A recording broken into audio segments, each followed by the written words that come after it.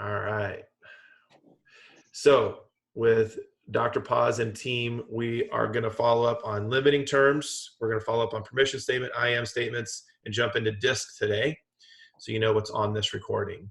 So let me just do a quick rebriefing of limiting terms. So three types of limiting terms I want you guys to be aware of, and then we're going to talk about challenging times that we're going through limiting terms. So number one is when you guys think about minimizing the problem, right? The number one thing we want the patient to buy is the condition, the problem, before they ever buy a solution, right? So if we minimize the problem, we make it sound small or not that big of a deal, then they're less likely to buy into, hey, I've got to get this taken care of. So it's a little infection. There's a little bit of bleeding. There's a tiny pinhole cavity. Now, Barb, when you go to collect money for that tiny cavity, how tiny is the cost going to be? It's just right? a little cost. Yeah. So it's never going to be, well, it's just a little $250. And we've said if you can't use the word pregnant at the end of the sentence, it probably is a limiting term. So you're not a little bit pregnant. There's not a tiny bit of pregnancy going on. I've heard people also say, well, if you can't say cancer at the end also. I like pregnancy because it's a little more fun to use, right? So Yeah. that's type one. That's type one type of limiting term. Type two would be your filler words. You might want to possibly think about someday considering the slight chance of kind of doing something along these lines. If you want to go home and think about it and let us know, we'll get right back to you. Those types of words. Now, those are the words that we don't even know we use. Mine was And we never want to come across as not sounding intelligent to our patients, because they got to buy into you too. They got to buy the problem and they got to buy into you. And if you're going, well, it's kind of like and you start to decrease the perception of how intelligent and confident you are in your own profession. Make sense? Yeah. You don't know what those ones are, so you're going to need to ask each other, right? Look left, right, down, up, wherever you are in your square, and ask each other at some point what your limiting term is. Say, hey, Michelle, I know you hear what I say all day long. I would love it if you could share with me what my limiting term is so I'm aware of it. Because once you're conscious of it, then you can stop using it. That's a good idea. So Dr. Paz, when you first went through this, do you remember a word you were using a lot that the team would say, hey, this is the term? Barb probably remembers what it is, or what it was. I don't know. Barb, do you remember what it was? It was Okay. All right. And when we go through the speaking stuff that we go through with facilitating mentors, that type of stuff, we talk about how you present in front of a room. And what's funny about that is we get more nervous about presenting in front of a room with people who we don't know what they think. They're not going to give us a response, but yet this person sitting right in front of me is a whole room of people. And they are going to let me know what they think about what I'm saying to them. So, all right, third one is dental jargon. We are all guilty of this one. There's an MODL XYB amalgam on tooth number 2. I'm concerned about the class 5 on the buccal, and the furcation looks pretty deep there, and mobility is a 2. So let's go ahead and put a crown on that tooth, right? And so they don't understand any of that stuff, right? And then they hear one word, and what was that word they understood? Crown. Crown. And what do they think of when they hear the word crown? Money. Oh, Money. That's right. And right away they're thinking, that sounds expensive, and I'm not feeling anything. It doesn't hurt, because they didn't understand anything you said. And so no pain, no problem, no pay. So that's why Barb hears, yeah, it's not really bothering me. I'm going to go ahead and wait, because they perceive that pain is the deciding factor of moving forward with spending thousands of dollars, right? So what we have to do is make sure that if we're going to use those dental jargons, that terminology that I use, we define it if we use it, and over here psychology and things like that, because they've got to be able to understand it in order to buy into the problem. Make sense? Yep. I think we try real hard to eliminate the gentle ease Yes. of our presentations when we talk to patients. That's it right there. And so you got to pay attention to when you're not perceiving to be on, but the patient is listening. Because those are the moments, like in overhear psychology, where you can really get them to buy into the problem. Okay. Sound good? All right. So those are 3 types. Now, the reason I want to touch base on this is because of coronavirus, all the stuff that's going around right now. I'm seeing social media posts that say, sorry, we're closed, or big red warning signs. And, what we have to be really careful is there's also limiting terms that we use to put out on social media or our answering machine, what we said. The biggest thing we need to convey to our patients right now is that we're here to help them, that we didn't really go anywhere. We're just dealing with emergencies only. So don't say what you're not. We're not open. Say what you are. We are open for business to take care of essential emergency procedures. That make sense? Yeah, that's not what ours says at all. Okay. So make sure that that is reworded to show a positive light on what you're doing, because if you're closed, oh, they're out of business. They're closed. Mm-hmm. That's what you run there. Some people will think that. Okay. Make sense? Yeah. All right. Awesome. Awesome. All right. Dr. Paz, you said you guys did some homework for your I am statements. Yes. Share with me what you guys got so far. My I am statement is that I'm healthy, bold, and assured. All right. And so now that you've written that, are you revisiting that daily? Are you telling it to yourself? How are you keeping it on the forefront? I have it written on a dry erase board in my office. Perfect. So I Perfect. see it every day. Visible. Love it. Yes. Yeah.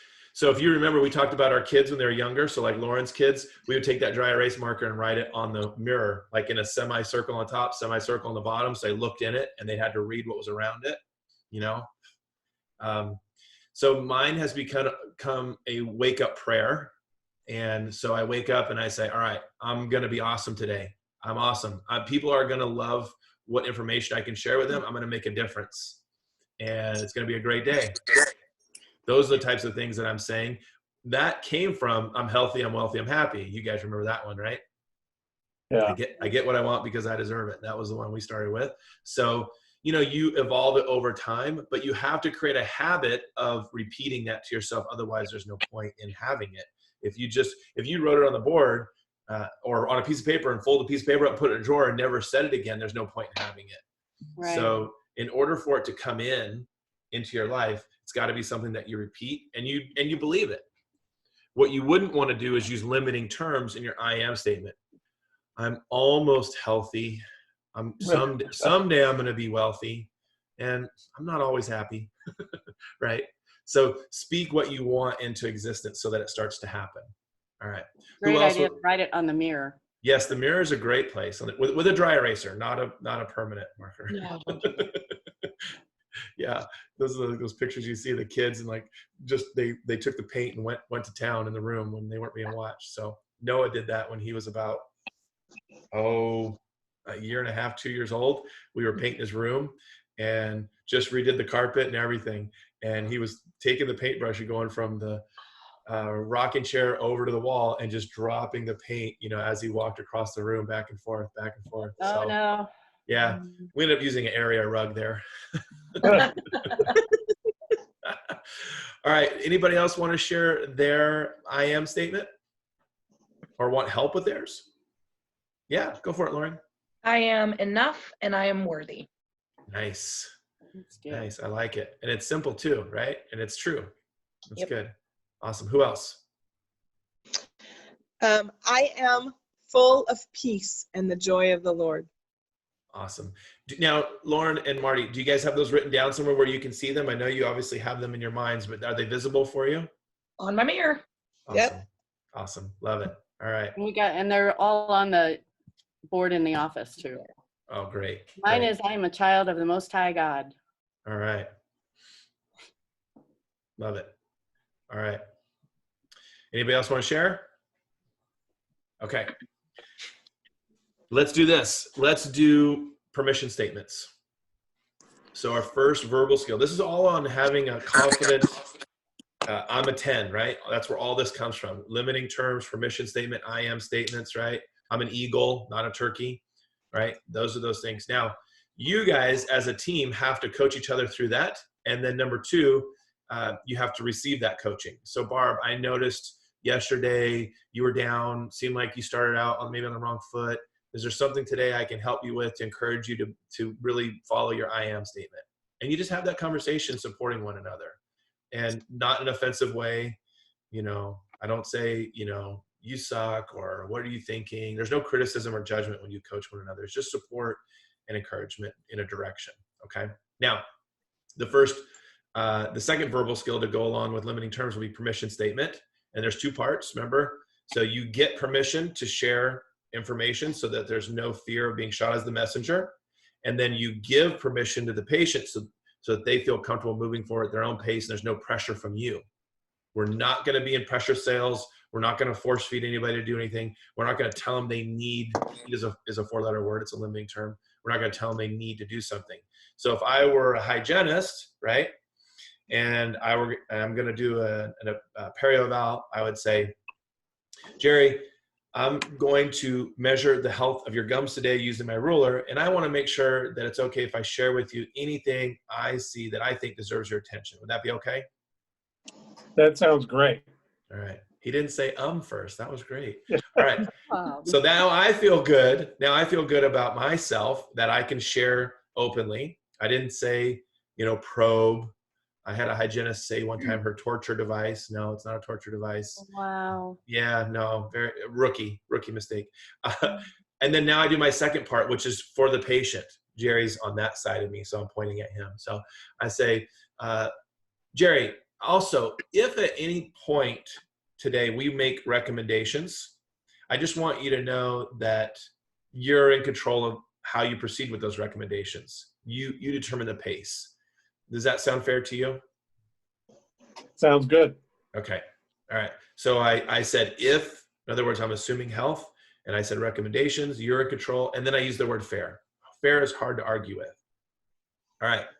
So does anybody have a permission statement they want to share because they love it, they want coaching on it, they want advice on it? Two parts. Get permission, give permission. The perio example is the same as the doctor example. Financial arrangements, so admin team, right? I would basically say to them, I'm not going to say, can I go over financial options with you? I'm going to go over financial options with you. I want to share with you all of the options we offer all of our patients. And I want you to know you can choose whichever option works best for you. Does that sound fair? So I just do part two. Okay, there's no part one in that analogy, that example. Okay. Mm-hmm. Anybody have questions, challenges? Want to give us your example of your permission statement?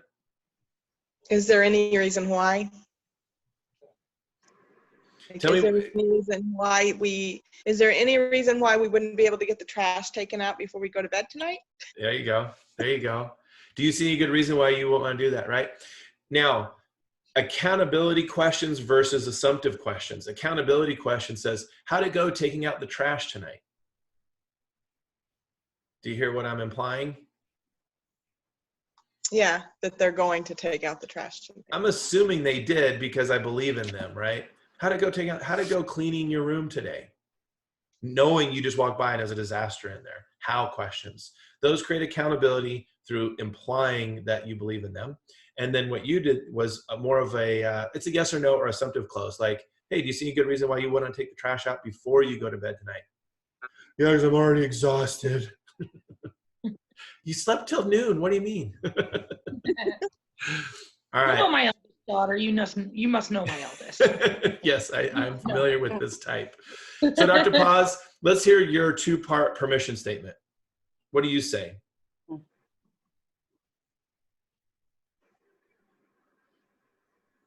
Is he frozen? Maybe I'm frozen. Barb, are you live? Everybody wave at me. Everybody's moving. Okay, Dr. Paz, share with me your permission statement. So, if it's all right with you, we're going to go over what conditions we see in your teeth. At the end, I'm going to offer you, I'm going to discuss with you what we found, and then you can we can discuss what options you might have or anything that we might find. Is that all right? All right. Or does that sound fair? Yeah. So you're putting both parts together. If it's okay with you, I'm going to share with you everything I say deserves your attention. And in the end, when we make recommendations, we go over a plan, you can decide at which pace you move forward with that. Does that sound fair to you? And you're putting it all together. That's good. Okay. Assistance, I'm going to take the necessary x-rays that doctors recommended, or images, whatever you use. And as I go through this, I just want you to know, feel free to let me know if you feel any discomfort at all. Does that sound okay to you, Mrs. Jones? Okay, great. All right. So I'm going to see if I can share the screen as we move into DiSC here. Does anybody have any questions before we move on to DiSC? Anything I left out or made unclear? Okay. All right. Let's share the screen. You're going to see double here for a second. And then I'm going to go like this. All right. You see Paula's manual here? Yes. All right. Awesome. I'm going to just drop it down a little bit. There we go. All right. I'm going to go. All right. We're still recording. Good. So we're going to talk about DiSC. So you guys recently took your DiSC profile, and I don't need to see myself. I need to see Lauren there. Okay. I think I have everybody. Barb, I can't see you, but I can always jump back to you, but I see everybody else. I can get 5 on my screen. So now, that doesn't give you permission to fall asleep though, Barb, okay? All right, so let's today do DiSC as an overview, and then we may do follow-up next week on like DiSC with team or DiSC with patients, however far we get today, okay? So let's first understand that there are no wrong or rights here. There is no, I is the best style, even though we know it is. No, I'm just kidding. No, there is no best or better. There's just different. And the profile, what's that? I missed you, Barb. What'd you say? Oh no, Barb. All right, we'll keep going here. All right. So what we want to understand is what this is telling us. It's just giving you feedback on the answers you gave it, right? It's not a pass or fail. And so let's go around the horn here. You see the D, I, S, and C. And I love this grid because it really shows you what's connected here. Telling is connected to task on the D side. Telling is connected to people on the I side. You guys see that? Right. Okay. All right. So let's talk about the D's first. So raise your hand if you were a D profile. I'm raising my hand. Lauren, I can see you now, Barb, because you came back. So Dr. Paz, not a D. Okay. So we got Lauren and Barb. Is that right? My second one was a D. Okay, let's just talk about first, your highest point. Okay. Just your highest point. So Lauren, that's you. Okay. So we all can write down our D in the practice is Lauren. Did I miss anybody? Well, okay. All right. So we're going to talk about Lauren now for a while. So the D personality type, what's the D stand for? Dominance. Dominant. So this means a very direct, very bottom line person. You can see they are telling, so they're directive, and they're task oriented. Now, the synonym that I use with tell right here would be, and it's not really a synonym, but it's the word we need to use with this, is extroverted. They are external processors. Do you guys know what external versus internal processing means? Yeah. yeah. Yeah, my thoughts are out here in the public for everybody here, and so I open myself up to vulnerability in that. Whereas the smart people are internal processors, not like me, where they think about what they're going to say before they say it, so there's a delay in that process, okay? So this right here, you could write in your manual underneath tell, in between D and I, you could write extroverted. And then down here, in between C and S and the ask, you can write introverted. All right, so Lauren is task-driven, and she's directive. She's more expressive, external processing, telling. So our big example, Donald Trump, he's always been our example for years and years and years. Then he became president. So very bottom line, very direct. can be in a hurry, like hurry up and get to the point. A lot of words tend to bore them or wear them out or annoy them. So if you have a lot of talking going on, it could wear her down. So let's get to the point, the bottom line. I like to use the Winnie the Pooh analogy for our people. So the characters in Winnie the Pooh, does anybody know who the D would be in Winnie the Pooh? Tigger. Tigger. Hold that thought. We're going to get to Tigger. That would be Rabbit. He's always working in his garden, right? Getting the job done. He's task oriented. And when Tigger comes over to play, he says, not now, I'm busy. I'm working. I'm getting the task done. Make sense? Huh. Yeah. Okay. And he's the one leading the march when Piglet's lost. He's got the shovel over his shoulder and he's marching down. Totally wrong direction, but he's leading the pack. Okay. So, their song would be, I Did It My Way, Frank Sinatra, right? I Did It My Way. They are very directive on how it should be done, tell you how to do it. And then the car they drive. What kind of car does a D drive? A Humvee. Yeah, something big that says I'm the road. So, Lauren, let me ask you a question. If you could have your dream car, what would it be? A 5.0 Mustang. There you go. That says I own the road, right? I own the road. All right, good. Let's see. I think that's it for the D's. Oh, the percentage of population. So if you want to write in your yellow square, that D in the bottom right corner, right towards the middle of the D, you could write 15%, 15. That's the percentage of the population you're going to deal with that has the D personality type, okay? The other thing I want you to write in the square is what their goal is, the number one objective for a D. Does anybody know what that is? Bottom line, Okay. Get it done? Okay. Control. control. So Janet Jackson, control. Maddie, you're going to need to probably Google who Janet Jackson is, but I promise you she was kind of a big deal. I'm just kidding. So if control is their number one thing they want, then their fear would be not only loss of control, but manipulation. This is why the D patient in your office says, hey, I told them on the phone I wanted a cleaning, and that's all I want today. Don't be trying to bait and switch me. Right, guys? All right. So let's remember that as we go around the horn here. So let's go to the I. So the D's and the I's are the same when it comes to extroverted telling, external processing. However, they're very different. The D is about getting it done. The I is about being around people. So raise your hand if your highest type was an I. Barb, you're probably an I. Marty. All right. Nope. No, Barb, not you. The C, huh? Dr. Paz, what was your highest point? C. C. Okay. So you're an S, Barb? Yeah, this time I was, yeah. With a D as a backup? Yep. Okay, we'll talk about the medication that's going to take to fix that. So we'll talk about opposites. We'll have fun with it. All right, so Marty, you're an I. I am an I. Welcome to the club. All right, so I stands for what? Influencer. Influencer. And this was never a thing. We called it influencer before social media even called it an influencer, right? So it was there before that. And these are about people, bringing people together, influencing them, externally telling them, right? Extroverting, okay? But being an influencer with people. So they have to be they tend to be very outgoing, very expressive, creative, right brain personality types.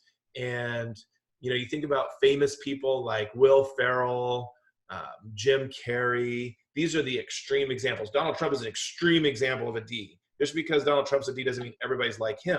He's at the highest level. Jim Carrey, if you ever watch an interview with him, he can't maintain a thought process. He's such a high I. Robin Williams was that way, right? So Goldie Hawn, these are these high I's. Now, when you think about Winnie the Pooh, remember I said hold that thought. Who's the I? Tigger. Yeah.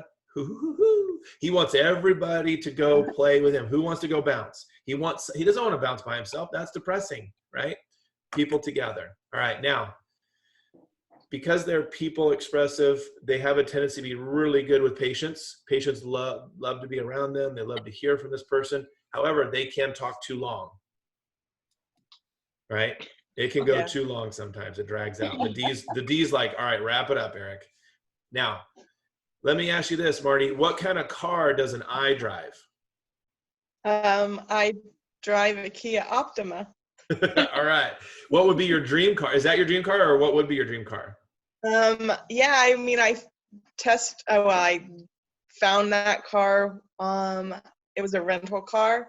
Yeah. On a vacation, and I fell in love with it. And I came home, and a year and a half later, after going to the dealer multiple times, we finally Yeah. pulled the. What color did you land on? A spicy red. Ooh, perfect. All right, there's the eye, guys. You hear it? Not just red. Yeah. Spicy I want to red. retake. Oh my Spicy gosh. red. Lauren's gonna retake her. I have a mint green Chevy Spark, okay? I is so much more me. I love being flashy and the trendsetter, and Lauren, you know. probably have eye backup. You're probably a high D Oh, with yeah, eye. it Yeah, is. yeah. It's like 48D and like 37% eye. Yeah, I'm there like, you I go. want more on that eye. Yeah, yeah. Now remember, you're thinking about at work too. So when you're thinking about work, sometimes these things have a tendency to go up and down. When I'm at home, I'm this way. When I'm at work, I'm this way, and they go back and forth. So, all right, I'm an I. I have a Cadillac. It's a ATS-V. It's really fun to drive, super fast, and I love it. And I want to see other fast cars when I'm driving it, because you enjoy that part of it. So everybody has this sort of thing, but the I car typically says, "Hey, look at me. Look, notice me. Notice who's driving." Now, for some reason, I tinted my windows, so nobody can see who's driving anyway. So it kind of backfired on me. But let's see. What would be the I song? What do you guys think?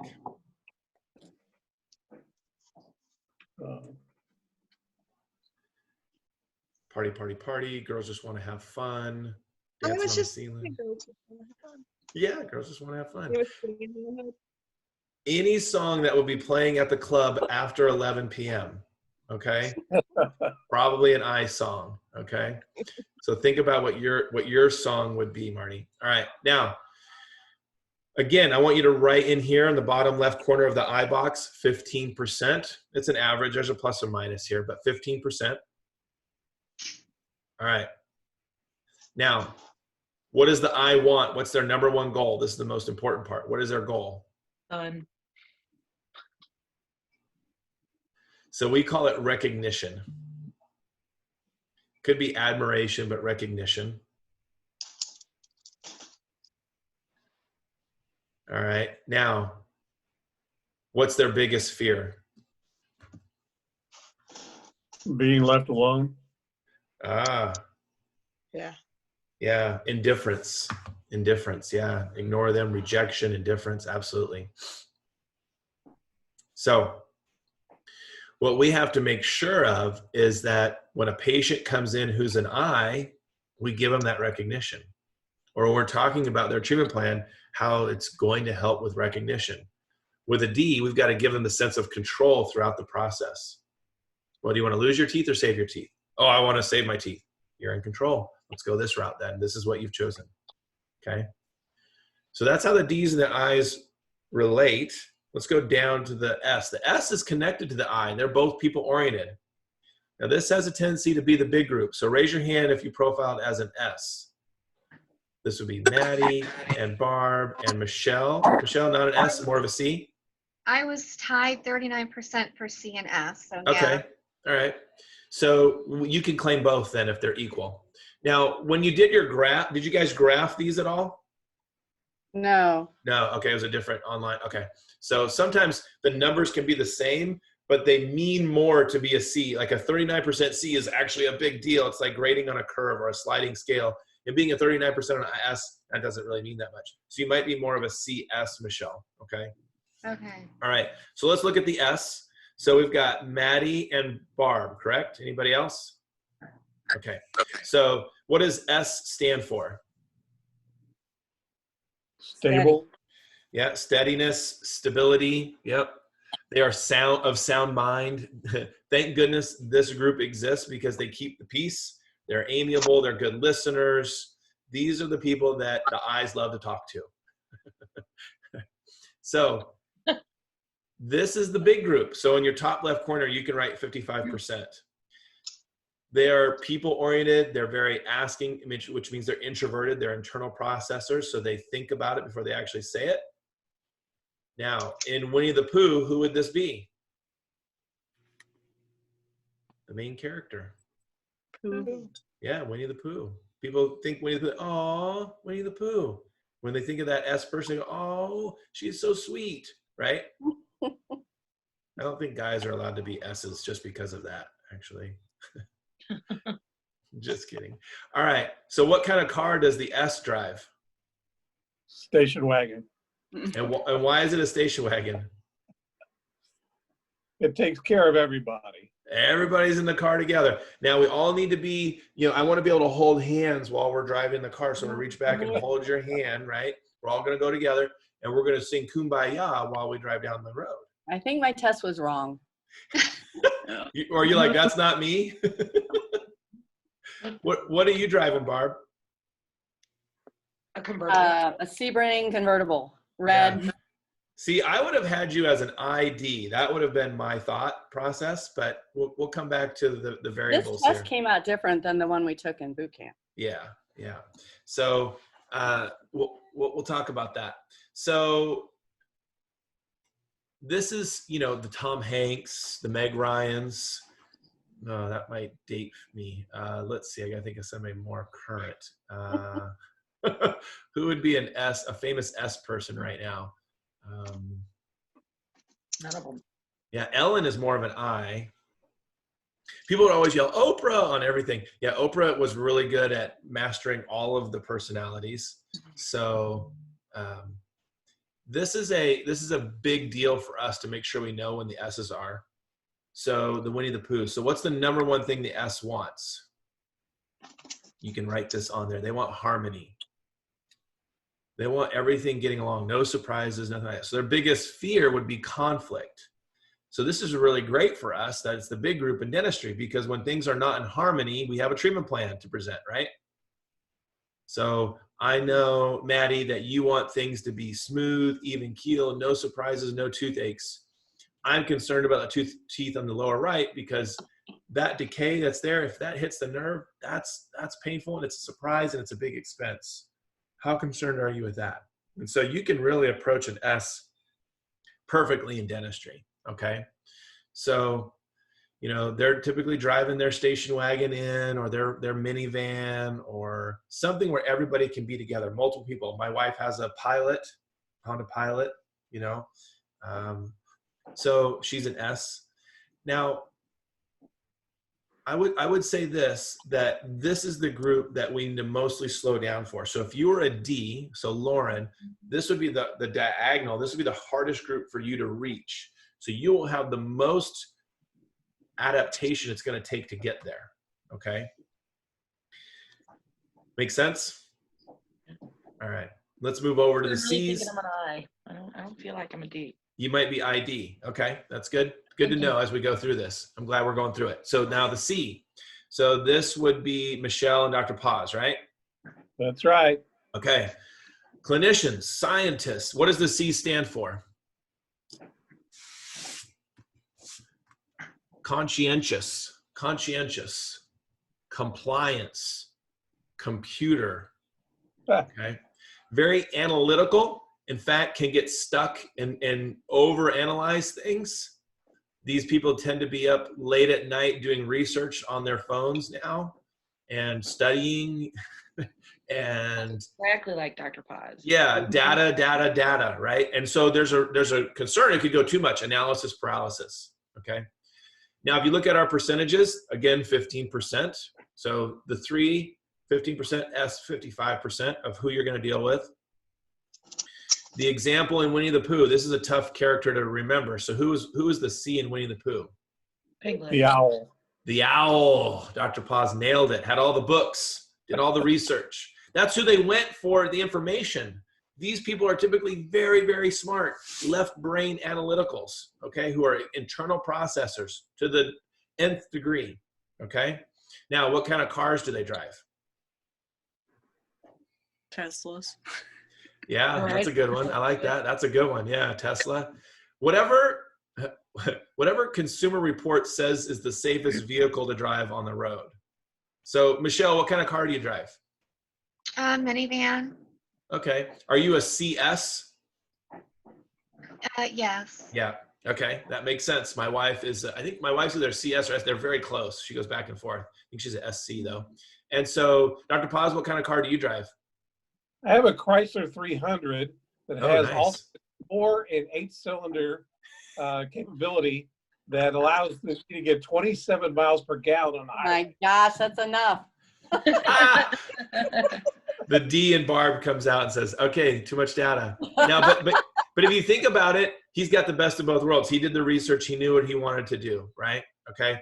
C's in the world would be like Bill Gates, you know, that's like the extreme example. You know, people who, you know, really scientist side of things. I mean, dentists are C's a lot of times. DC's, CD's, left brain. You see the D's and C's are left brain, I's and S's are right brain on the graph. Now, the number one thing the C wants is, does anybody know?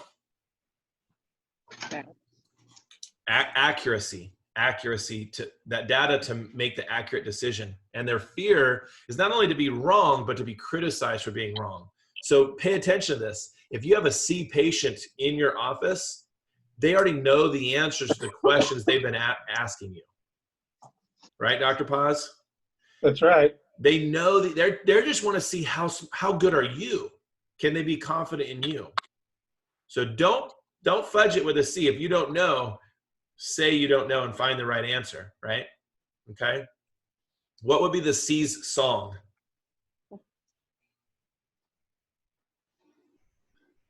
Mr. Roboto, everybody. Beethoven's Fifth Symphony was the perfect piece of music ever written, right? Dun, dun, dun, dun, dun, dun, dun, dun. In fact, it was unfinished. He didn't finish it. He got stuck in analysis paralysis. Did we do the S song? I think we forgot the S song.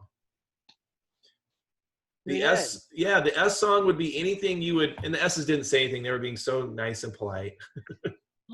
Anything you'd put your light on your phone and, you know, throw up a peace sign at a concert and wave your hands like this. We are the world. We are the world. We are the children.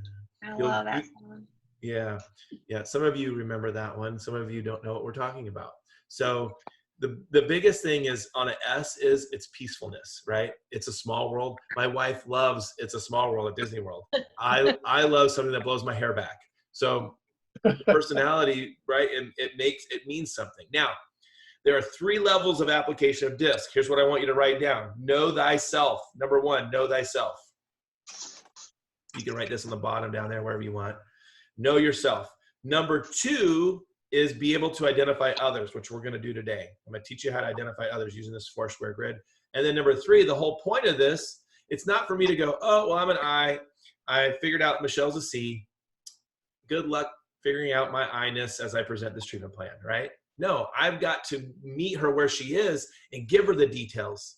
Give her all the details. So I'd say, Michelle, I've got a lot of information I go over with you. Would you like all of the details or just the bottom line? What would you say, Michelle? Bottom line. Okay. And then usually they'll go, and then if I have questions, I'll ask, right? Whereas a D would say, just give me the bottom line, and they don't have any questions. They just push through. So the C wants to get there. They want to know the information, the steps to get there. They might like brochures. They might like to do research on the website, okay? So Dr. Paz, do you like all the details or do you like the bottom line? I like all the details with the bottom line. Okay, yeah, so both, right? Get there, but you know, it's kind of like a Goldilocks, right? Just the right amount of information. So now so level 3 is I've got to adapt. Adaptation, adaptive behavior is the whole point of this. So if you all had the same treatment plan for me, right? I'm the doctor, and you all have the same treatment plan, the same quads of scaling, of root planning in the treatment plan, the same cavities that require fillings and fractures that require crowns. I would actually present it 4 different ways, right? I would give it 4 different ways. I'm not going to do it in the I that I'm comfortable in. I'm going to do it in your personality style. So for Marty and me, I could just go with it, right? I could just roll with it because we'd both be in that I category. And maybe Lauren, right? Lauren could get that too. Maybe Barb too. She's got some I there. That could work for me. But if I've got to do it in an S, like if I'm talking with Maddie, I've got to slow it down. I've got to do something different than what I'm comfortable with. Or with Michelle and Doctor, I've got to give details. That's the diagonal for me, the I and the C. That's the biggest reach. That's gonna be the hardest one for me. Make sense, guys? Yep. Yep. So I want to teach you today how to identify styles using this 4-square grid. So if we took a famous person, right? If we just took a famous person and identified what they are, we would just say, are they extroverted telling or introverted asking, or are they people or task? Okay. Now, who's the famous person we want to analyze here?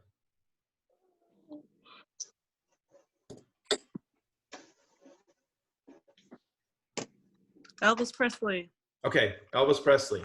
So was Elvis an extrovert teller, or was he more introverted asking?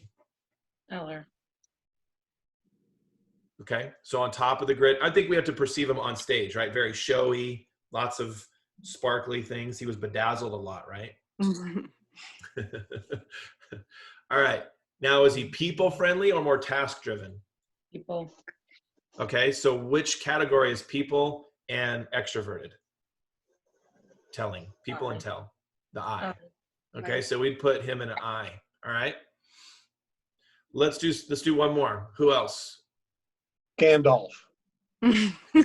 Gandalf, yes. Gandalf. Yes.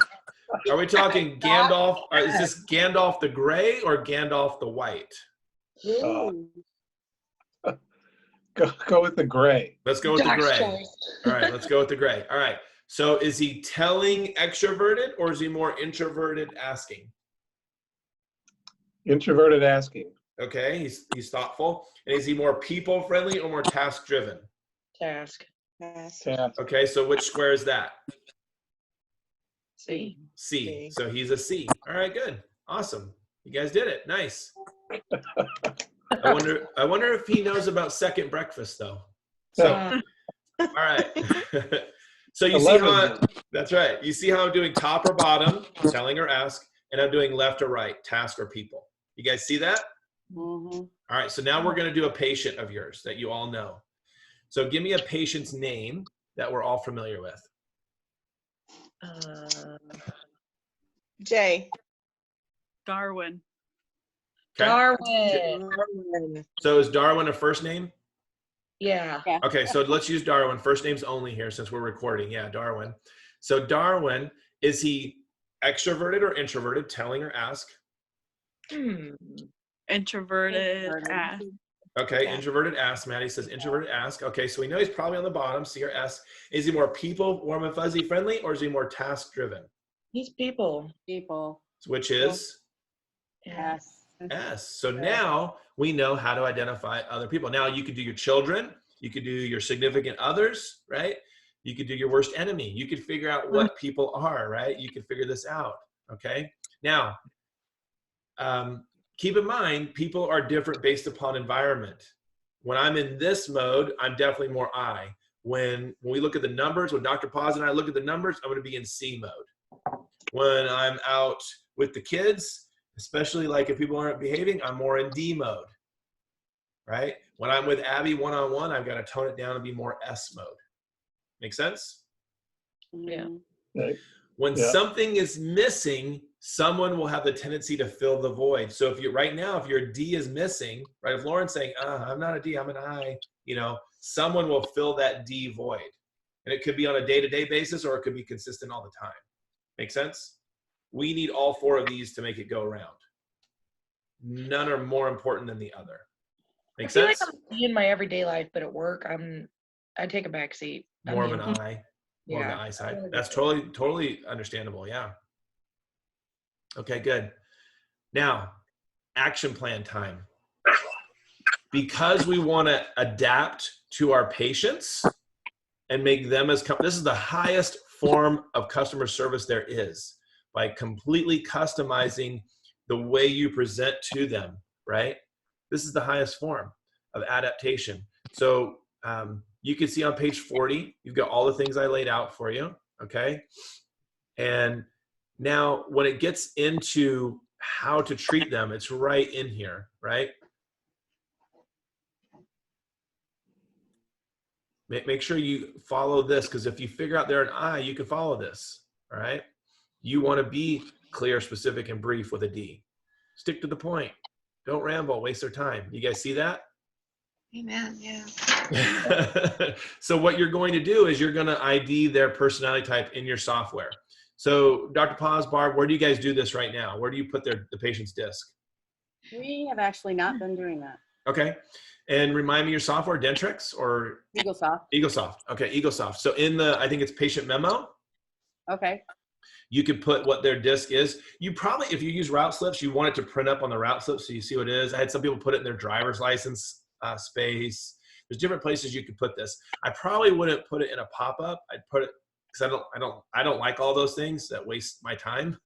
So where do you guys think you want to put the patient's disc once you identify them? You know, I have been placing notes occasionally on patients that are high D and high I. And I use what's called, I make an orange note. Yep. That doesn't print on the route slip. So what he's saying is a good idea. Can you make the memo print on the route slip, Eric? It's possible. I believe that's why I'm a Dentrix guy, but I believe that's why people have told me memo in EagleSoft. Okay. So yeah, look at memo, look at driver's license, and then now the orange note, is that on the clinical side, doctor? Yes. Yeah. So that makes sense for you, but we all need to be able to see it somewhere. So it has to be somewhere where it shows up for everybody. EagleSoft, it's not as easy to go back and forth between modulars. So Patient alerts, maybe. is that the pop-up? Yeah, because then that pops up Everywhere. Yeah. everywhere. So, and I'm not a fan of pop-ups, you know, I go find it if I want it, that sort of thing. But if you guys are okay with that, you can add it to another pop-up, maybe not make an additional pop-up for it. So you might put like disc, job, hobbies, dominant buying motive, the Y, the hot button. You know, you might do something like that. That might be something that you guys do. Print up on the route slip too, don't they? Yeah, the alerts do, yeah. Okay, good, good. All right, so I'm going to put your action plan is identify patient's disc moving forward. So you would do this on your own. So Michelle, your own column, you do that just for you. And as you get to know them, the more you get to know them, the more you figure that out. Maybe if you have questions at Morning Huddle, or if Barb knows someone, say, hey, Michelle, high D there. Ricky Bobby's coming in. He's a high D, okay? All right, identify patient's disc. I'll put memo or pop-up, okay? Equals route slips. What else? What other action? So customize treatment presentation, right? Treatment plan. What else? Anything else you guys can think of that you want to do with this?